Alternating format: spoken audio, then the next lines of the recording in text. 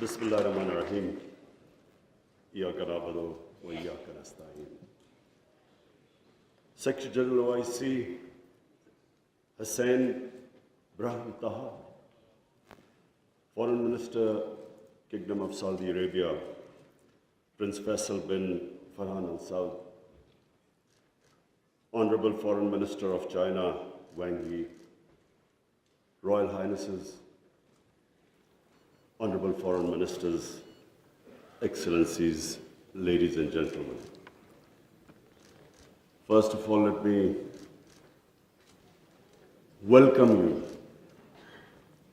with great joy and happiness on this 48th Foreign Ministers OIC meeting. And it's being held in Islamabad at a time when we are celebrating our 75th anniversary of our independence. So I want to warmly welcome you. I hope you have a great stay here. And from the people of Pakistan, they are overjoyed that all of you are here and on this special occasion.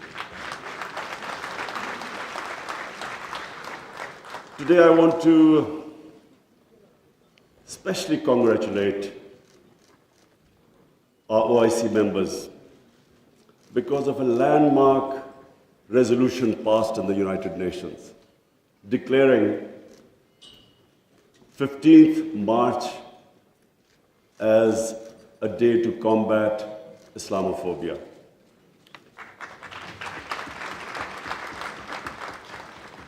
But I want to remind people why 15th of March. 15th of March was a day when a gunman walked into a mosque in New Zealand and shot dead 50 people. Why did he shoot them? Because he felt that all Muslims were terrorists. Where did this Islamophobia grow and was allowed to keep growing? After 9/11. What happened after 9/11? Unfortunately, this narrative of Islamic terrorism, Islamic radicalism, this narrative went on unchecked. Respected foreign ministers, I have spent a lot of my life in England, touring all over the world as an international sportsman. And I understand the Western civilization probably much better than most people. I went to university there and then used to spend half my year playing sports in the summer in England. Now I saw this growing. After 9/11, this Islamophobia kept growing. And the reason was, I'm sorry to say, that we, the Muslim countries, did not do anything to check this wrong narrative. How can any religion have anything to do with terrorism? How was Islam equated with terrorism? And once that happens, how is the man in the street in Western countries, how is he supposed to differentiate between a moderate Muslim and a radical Muslim? How can he differentiate? Hence, this man walks into a mosque and shoots everyone he could.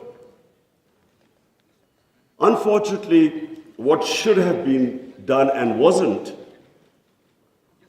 the heads of Muslim countries should have taken a stand on this. But instead, a lot of our heads of state kept saying things like, well, we are moderate. The moment you say you're a moderate Muslim, you automatically say that there is some extreme form of Islam. Our head of state at the time, after 9/11, he coined a phrase called enlightened moderation. I understand English better than most. I still don't know what it means. Enlightened moderation was a term to appease those who were relating terrorism to Islam. And unfortunately, as a result, there was this perception that there are different types of Islam. There's some radical Islam, there's some moderate, there's some liberal Islam. There is only one Islam, Islam of our Prophet Muhammad sallallahu alaihi wasallam. There is no other Islam. In human communities, in every human community, you have your moderates, you have your liberals, you have your conservatives, you have your fanatics. Every human community has that. The man who walked into the mosque in New Zealand clearly was not a normal person. So, but why no other human community was branded with their religion? 1.5 billion people branded by these terms. And there always should be self-criticism, because that's how you improve. Unless you analyze your mistakes, you can't improve yourself. So that was the biggest mistake we made. We did not challenge this narrative. And guess who suffered? Muslims living in Western countries. They kept suffering. Because any incident would happen, any terrorist incident by a Muslim immediately meant that every Muslim became branded.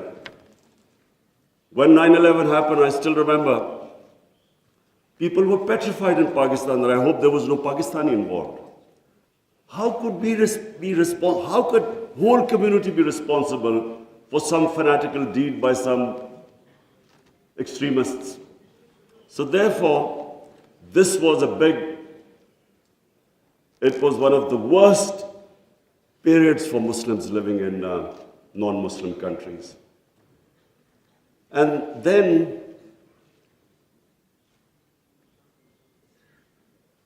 in 1989, there was a book called Satanic Verses, written by a Muslim who knew, because he came from a Muslim family, he knew the reaction in the Muslim world amongst the Muslims if he insulted or mocked or ridiculed our Holy Prophet, peace be upon him. But what happened after 1989 was, rather than again the Muslim world coming up with an intellectual narrative, trying to explain to them that why do we feel, why are we so hurt when a Holy Prophet is ridiculed? Why does it hurt us so much? Living in and knowing the Western societies, I knew why they couldn't understand, because they do not treat religion like we do. Jesus Christ is not treated the way we in the West, the way we treat our Holy Prophet here.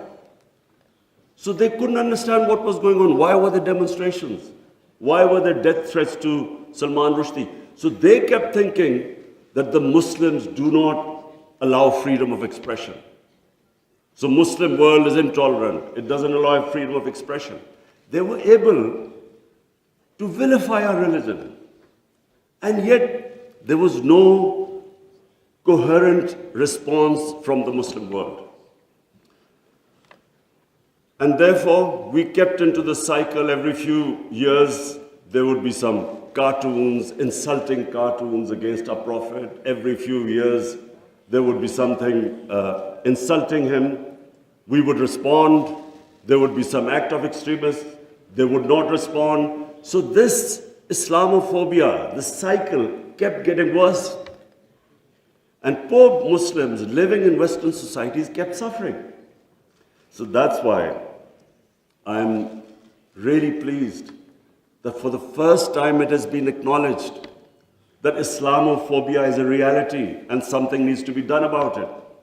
And from now onwards, we hope that we will be able to put forward a narrative that why it hurts us so much. And honorable foreign ministers, let me just say that I only came into politics 25 years ago. I was watching this Islamophobia building up in Western societies. But two, I wanted my country. We were the only country which was which became independent in the name of Islam. And so,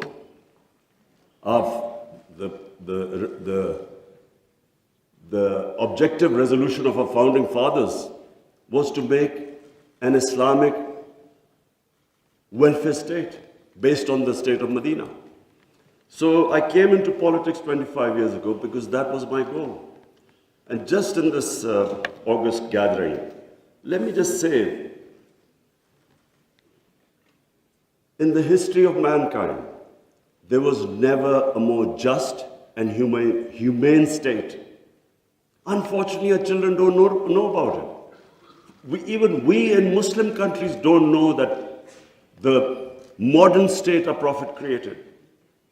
Forget about Western countries or non-Muslims.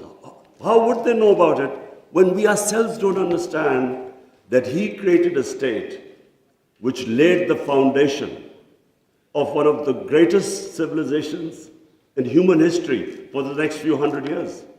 And that foundation was laid in the state of Medina. So what was that foundation? This is again what most people don't understand.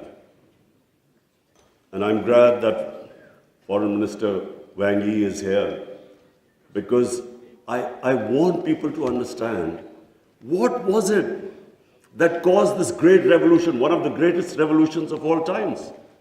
The state of Medina was one of the greatest revolutions. What was it? Number one, our Prophet was given the title in our holy book, the Quran, as Rahmatul lil Alameen, mercy for mankind, not mercy for Muslims.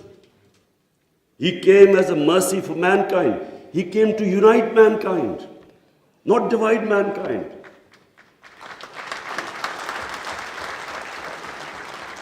Allah for Muslims is Rahmat, Rabbul Alameen, not Rabbul Muslimeen. We do not understand, we Muslims don't understand the great mission our Prophet came in this world for, to unite humanity. The Charter of Medina was signed with Jews, with Christians, with Sabians, and with pagans. All became part of a human community. We don't even realize that in 10 years which the Prophet came to Medina and then he left this world, people think that it was, through conquests and through the sword. Hardly anyone knows that in these 10 years, there were only about 1,200 people who were killed in battles. In these 10 years, 1,200 people died and Islam spread all over Arabia. So it was a revolution of ideas. He created a new system. So the state of Medina, he created the best rule of law. The basis of a civilized society is rule of law. His saying that even if my daughter commits a crime, she will be punished. No one is above law. His saying that many nations before you have been destroyed, where the powerful crooks were exempted, were given immunity, and poor crooks were put into jail. If you look at the world right now, Excellencies, I can tell you, just look at all the poor countries. Look at the countries which have poverty. There will be one thing in common. They cannot catch the white-collar criminals. They only end up putting petty criminals in jail. This is the biggest problem which our Prophet, peace be upon him, predicted almost 1,500 years ago. The developing world is poor, not because they lack resources, because they cannot put the powerful criminals in jail. There's a fact-eye panel report by Secretary General of the United Nations. According to this report, and this will shock all of you, that every year, $1.6 trillion leave the poor countries and end up in tax havens and in the developed world. $1.6 trillion according to the fact-type panel report of the UN Secretary General. Just imagine what is going on. Poor countries are being robbed simply because we cannot put the powerful criminals in jail. We cannot bring them under the rule of law. This is what our Prophet predicted. And this was the state of Medina, where he set up this system of rule of law, no one above. And two of the first four Khalifas, two of the first four heads of state of Medina ended up in court of law. And one of the most revered and respected figures of Islam, who was the fourth Khalifa, he loses a case against a Jewish citizen because the judge refused to accept the testimony of his son. This was the justice system there, which laid the foundation of this great civilization. So what does it show? Number one,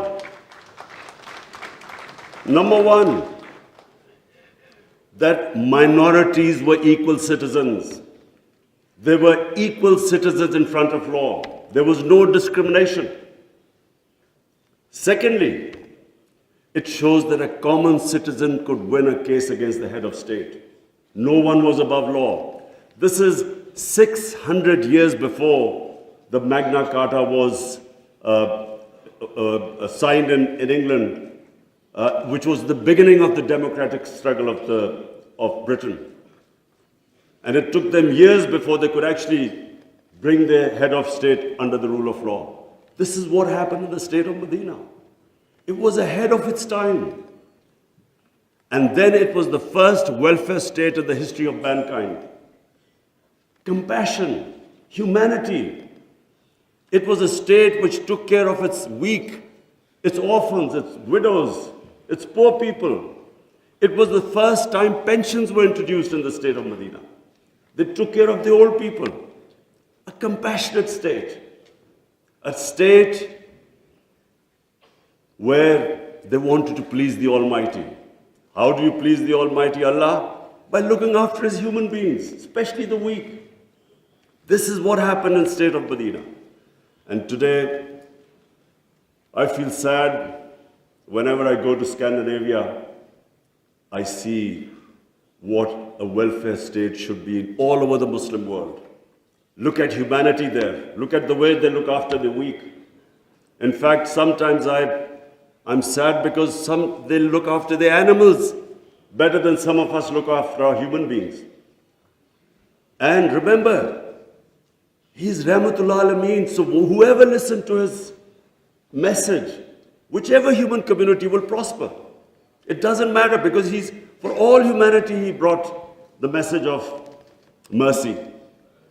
If you look at Switzerland, in the rule of law index, Switzerland is 99%. 99%. So with hardly any resources, it is one of the most prosperous countries in the world. So as I said, anyone who goes by the model of Medina will prosper. And then, quest for knowledge. Foreign Minister Wang Yi, you'll be surprised, one of our prophets saying, he said, even if you have to go to China to learn and quest for knowledge, you must go there. Now first China at that time was center of knowledge, but it meant even risking your life. Going from, at that time, Arabia to China meant you might not come back. So that was the quest of knowledge. You have to seek knowledge from cradle to grave. He sparked off this great knowledge revolution. For hundreds of years, the top scientists were Muslims because they thought quest for knowledge was a sacred duty. Look at the situation in the Muslim world today. How much do we have a quest for knowledge? And then we get so much, wherever you go, Muslims we imprison our women have no rights. And sometimes, it almost seemed that the US invaded Afghanistan to liberate their women. There was no other reason except to liberate the women. Somehow our women are in prison. Let me just tell you that it was a revolutionary move by our Prophet that women were given inheritance rights. They were empowered. In Europe, even 100 years ago, the women barely got their inheritance rights. 1500 years ago, women were given the rights. And no one seems to know this. And sadly, cultural issues are equated to our religion. We cannot explain, sometimes Western people say, they confuse culture with religion. I'm sad to say in Pakistan, we discovered 70% of our women do not get inheritance rights. So we have especially had to pass law to enforce that women must get their inheritance rights. This is 1500 years later. And no one knows this. Slaves,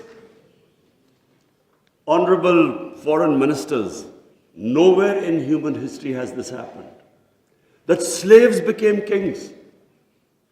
The Mamluks were slaves who became kings in Egypt. In India, there was slave dynasty that became kings. Why? Because the Prophet said, treat your slaves as family members. Best to free them, if not, treat them as equal family members. So he was the greatest human being that ever stepped foot. There'll never be a human being like them. Anyone close to the Prophet became leaders. If you read the book, The Arab Conquest, everyone became a leader. Whoever was near the Prophet. And our generations don't understand that, and neither have we been able to explain to anyone else. Let's not confuse Muslim imperialism with the 10 years of Prophet in Medina. Let's not confuse that, because that was not what the Prophet preached, where the Muslims went all over the world conquering. It is not what the Prophets, the whole revolution was of ideas.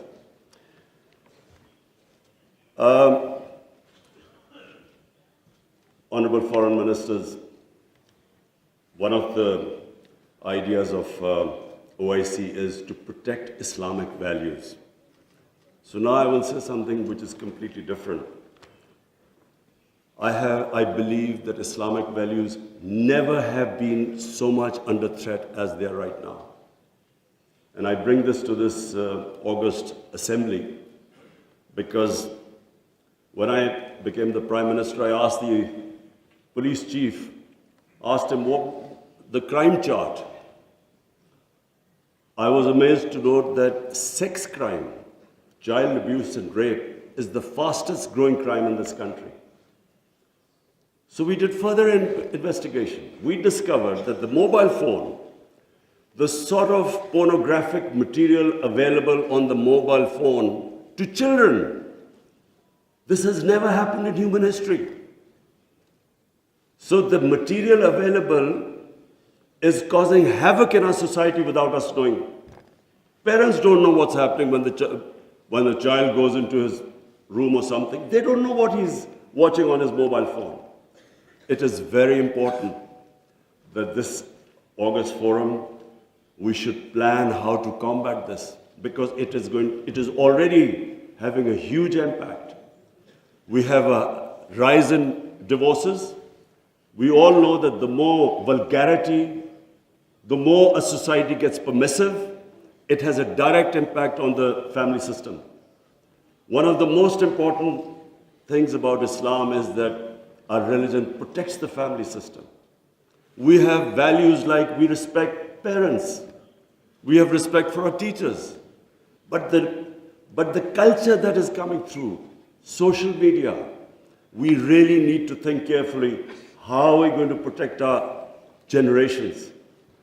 I have formed in Pakistan a Rahmatul Alameen authority of scholars. The whole purpose is how are we going to give an alternate point of view to our children, cartoons. How do we, because children get influenced from that age onwards. How do we strengthen our children against this unpredictable social media revolution? How do we know where it is going? So I think that I thought at this meeting I should mention, because we need to start thinking about alternate media, how we can combat. You can't stop social media, but we can give our children, fortify them, strengthen them ethically and morally. Now I come to two important political issues. One is Palestine and the other is Kashmir. Honorable Foreign Ministers, we have failed both the Palestinians and the people of Kashmir.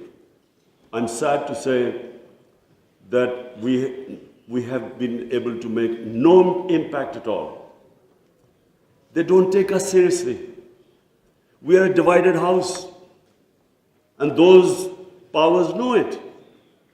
We are 1.5 billion people, and yet our voice to stop this blatant injustice is insignificant. We are not talking about conquering some country. We're simply talking about the human rights of the people of Kashmir and Palestine, the international law, which is on their side, United Nations Security Council resolutions that back their right. In Kashmir, the international community promised them the right to decide their own destiny through a plebiscite. That right was never given to them. In fact, the special status of Kashmir was taken away illegally by India on 5th August 2019. Nothing happened because they feel no pressure. They feel we can make a resolution and then, back to our usual business. I'm not talking about altering our foreign policies. All of us countries have our different foreign policies.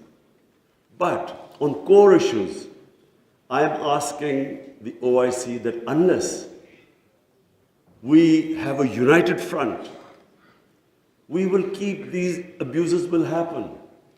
Like in Palestine, it's daylight robbery going on in Palestine.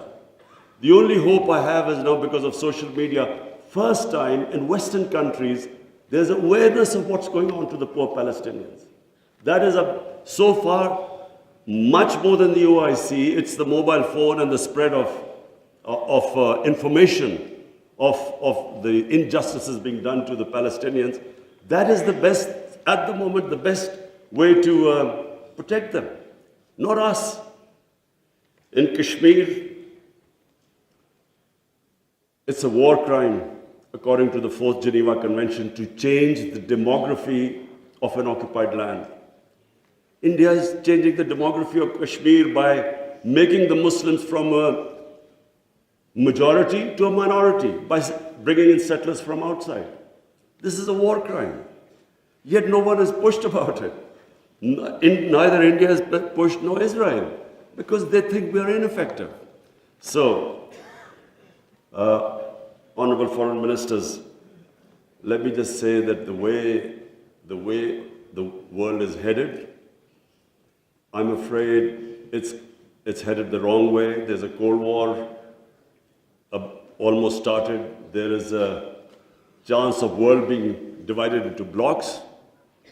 We 1.5 billion people, unless we're united, unless we take a united stand, we'll be nowhere. As what I'm scared to say where the future is headed right now. Before I come to Ukraine, I just want to talk about Afghanistan. It is extremely important that we stabilize Afghanistan. After 40 years, and no nation has suffered as the people of Afghanistan. 40 years of conflict.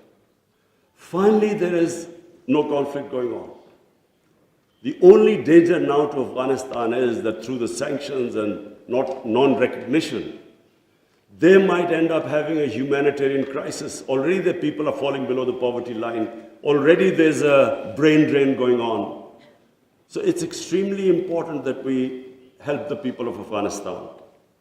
And I say this because a stable Afghanistan is the only way, I repeat, it's the only way we are going to be able to stop international terrorism from Afghan soil. No other country is going to be able to do it. Let's not be delusional that some other country will come in and sort of through drones or something fight terrorism. It's not going to happen. The only hope is a stable Afghanistan government that can take care of international terrorism. I want to add a word of caution. Anyone who knows the Afghan character should be cautioned that please do not push the people of Afghanistan to do things where they feel that their sovereignty is being threatened. They are very proud, independent-minded people. They have always fought for their sovereignty for hundreds of years. They do not like the idea that someone is dictating to them. So I would caution that let's help them, let's encourage them, let's get them involved in the international community. And I believe that the people of Afghanistan are strong enough to evolve and go in the right direction. But please let's remember that the Afghan character does not like outside interference. And finally, I come to Ukraine. I'm, like I think everyone here and the rest of the world, we're all worried about what's going on there. May I suggest that the OIC, during its discussions, the foreign ministers, we should think about how we, represent 1.5 billion people, how we can mediate, how we can bring about a ceasefire, how we can try and put an end to the conflict. I'm going to meet His Excellency Wang Yi after this, and I want to discuss how maybe OIC, along with China, how we can all step in and try to stop this conflict, which is going to have, if it keeps going the way it is, it will have great consequences for the rest of the world. I have already, as the head of the government here, I can tell you that we are already suffering. Oil prices have gone up, gas prices have shot up, wheat prices have gone up because of this war. And if this keeps continuing, this is only going to get worse. So therefore, we should, all the countries which are non-partisan, we are in a special position to be able to influence this conflict.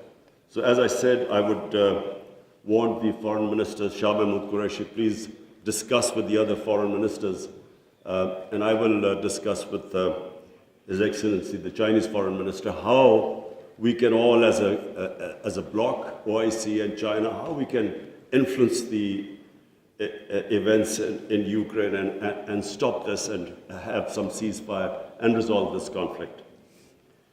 Lastly, honorable foreign ministers, let me again say what a pleasure it was to welcome you to my beautiful country.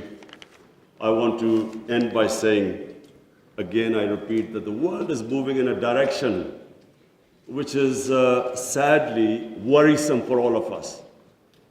In bloc politics, in Cold War, and this 1.5 billion people, we keep underestimating the strength we have. Somehow we lack self-belief. As a sportsman, I can tell you that a team that has self-belief will defeat a team that is far more talented but doesn't have self-belief. We don't have self-belief. We somehow look to others to help us and get justice. But where the world is headed, it is extremely important that we get united and on certain core issues take a stand. And let's not be dragged into this, into blocks, into the conflicts. We should stay as a bloc and show our power in bringing about peace rather than becoming part of some conflict. Thank you very much.